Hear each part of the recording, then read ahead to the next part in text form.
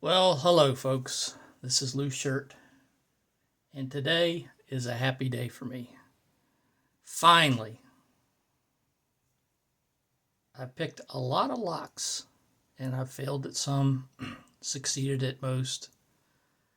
But the most annoying damn lock I've ever encountered, boy, I seem to say that a lot,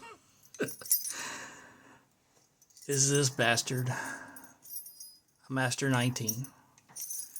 And I'll do the obligatory comparison. That's what should be, that's a Master number 1 on the left.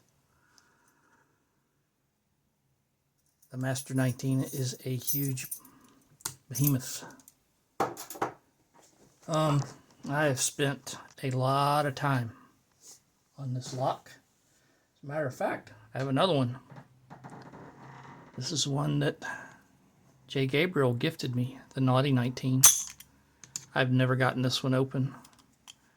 I am going to send this to Dr. Hogmaster because I don't want to mess with it anymore right now. But I think he'll have much more luck than I have had with it.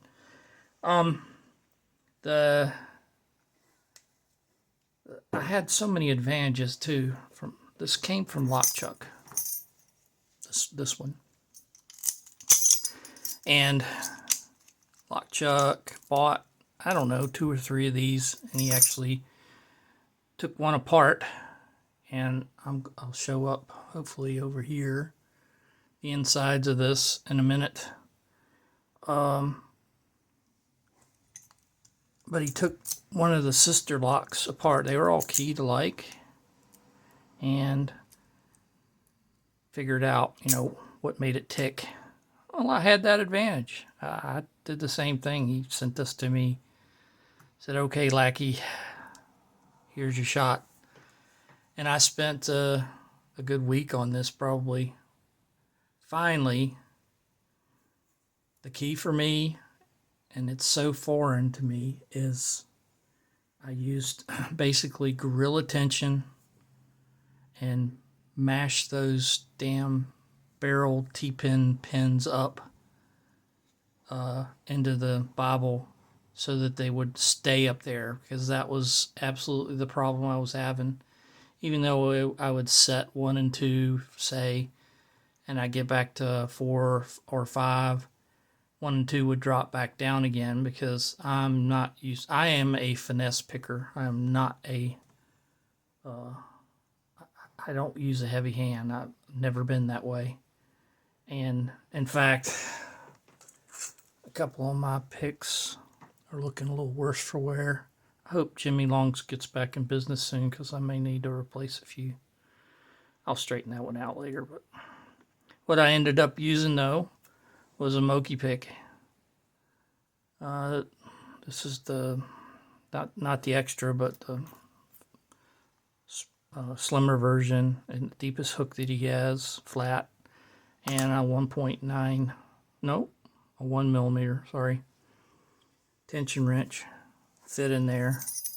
And for the longest time I used it this way, and finally today I turned it this way, and with gorilla tension, because I rewatched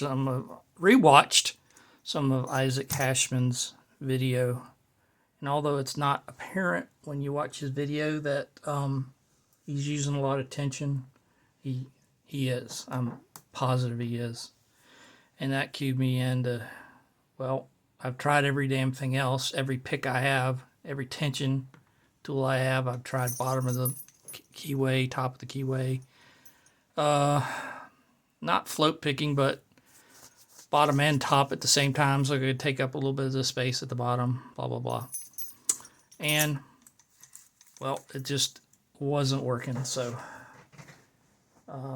so happy to find the final solution.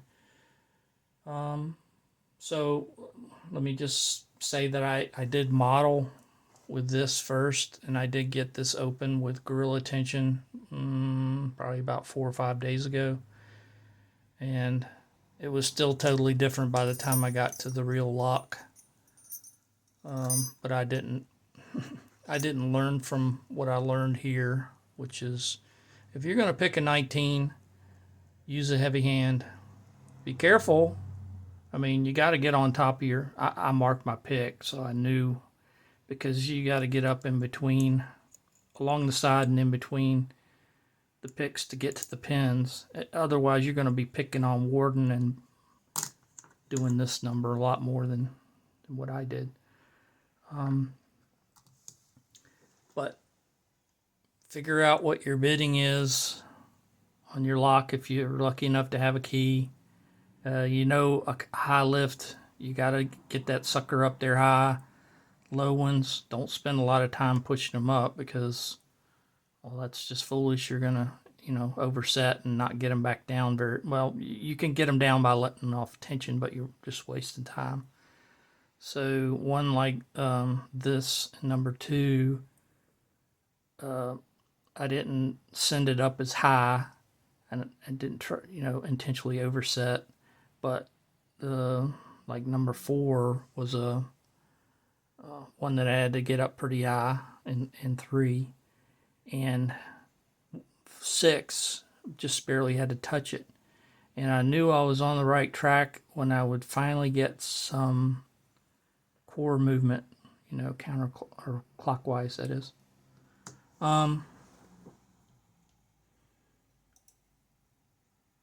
I'll show some pictures here of what this core looks like with just the plug and no top pins.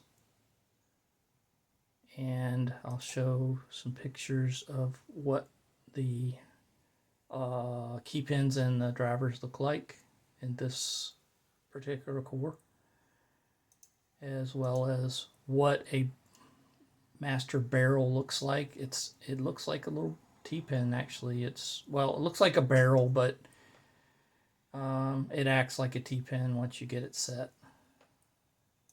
I never experienced any of the serrated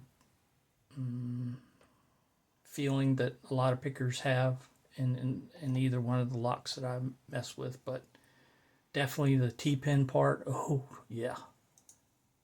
And finally, I'll show a picture of the plug with the key pins and the drivers in it, and how it just sets in an idle state with pin pressure, or spring pressure, excuse me.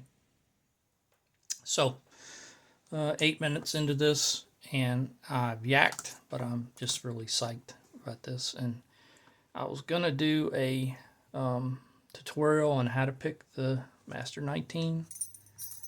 It's already been done. LockChuck, go look at LockChuck. If you just listen to what he has to say and not like me and ignore what he has to say and have to learn it all on my own, you'll get it a lot quicker than I did.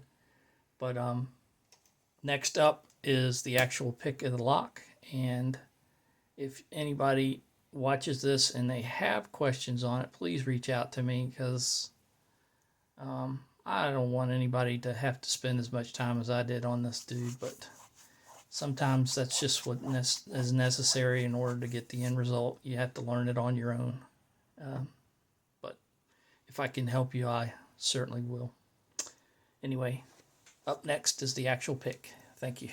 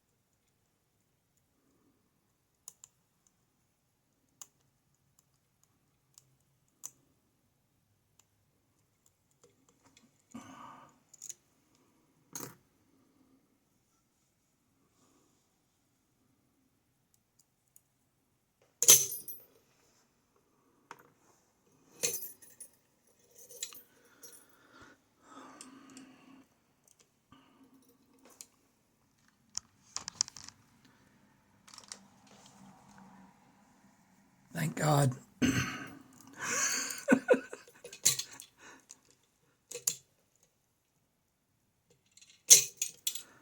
Oh my God.